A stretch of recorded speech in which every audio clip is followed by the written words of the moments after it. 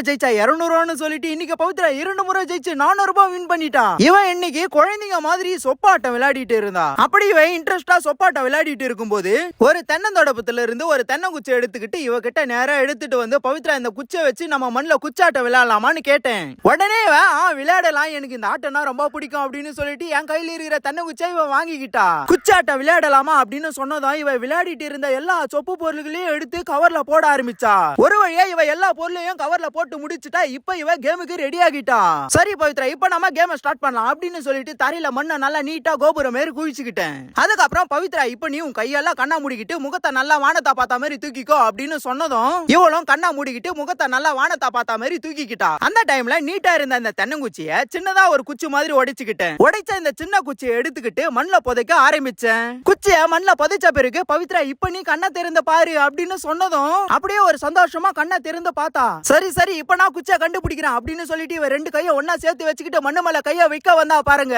உடனே ஒரு நிமிஷம் அப்படியே ஸ்டாப் பண்ணு பவித்ரா அப்படின்னு சொல்லிட்டு ஒரு 400 ரூபாய் எடுத்து அவ கண்ணுக்கு எதிராக காட்டுனேன். அப்படி காட்டிட்டு பவித்ரா, இங்க பாரு, இந்த கேம் மொத்தமா 2 முறை நடக்கும். ஒரு முறை ஜெயிச்சா 200 ரூபாய், 2 முறை ஜெயிச்சா 400 ரூபாய் அப்படின்னு சொன்னதை இவளுக்கு ரொம்ப சந்தோஷமாயிடுச்சு. உடனே கையில இருக்கிற காசை புடிங்கிட்டு கண்டிப்பா இந்த 400 ரூபாய் நான் ஜெயிச்சா தீருவேன் அப்படின்னு சொன்னா. சரி சரிமா, ஜெயிச்சிட்டு காசை வாங்கிக்கோ, அதுக்கு முன்னாடி உன் கையில இருக்கிற காசை என்கிட்ட கொடு அப்படின்னு சொல்லிட்டு அவ கையில இருக்கிற காசை நான் திரும்ப வாங்கிக்கிட்டேன்.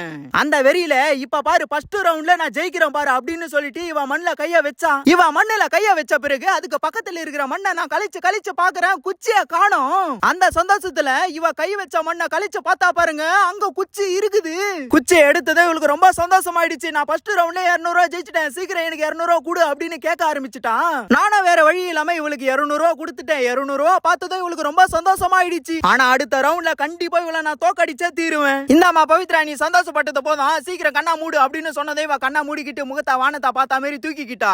ஆனா இந்த முறை இவளை நான் கண்டிப்பா தோக்கடிச்சே தீரணும். அந்த வெறியில இந்த குச்சை இந்த முறை வேற இடத்துல புதைச்சு வைக்கணும் அப்படின்னு சொல்லிட்டு இந்த குச்சை வேற இடத்துல புதைச்சு வச்சேன். இப்ப கண்ணை திறந்து பாருடி அப்படின்னு சொன்னதும் கண்ணை திறந்து அப்படியே ஆச்சரியமா பார்த்தா. இவ பட்டுன மண்ணுல கைய வச்சிடுவான்னு பார்த்தா கொஞ்ச நேரம் யோசிச்சுட்டு மண்ணுல கைய வச்சா. இவ மண்ணுல கைய வச்ச பிறகு உடனே பக்கத்துல இருக்கிற மண்ணெல்லாம் கழிச்சு பார்த்தா திரும்பவும் குச்சிய காணோம். அந்த சந்தோஷத்துல இவ திரும்பவும் தான் கை வச்ச மண்ணை கழிச்சு பார்த்தா அந்த இடத்துல குச்சி இருக்குது. குச்சியை எடுத்ததும் இவளுக்கு ரொம்ப சந்தோஷமாயிடுச்சு. இந்த இரண்டாவது ரவுண்ட்ல கூட இவ 200 ரூபாய் வின் பண்ணிட்டா. இப்ப இவ மொத்தமா 400 ரூபாய் வின் பண்ணிட்டு ரொம்ப சந்தோஷமா இருக்கா. இந்த கேம் எங்களுக்கு ரொம்ப பிடிக்கும், நாங்களும் சூப்பரா விளையாடுவோம் அப்படின்னு சொல்றவங்களா மறக்காம கமெண்ட் பண்ணுங்க.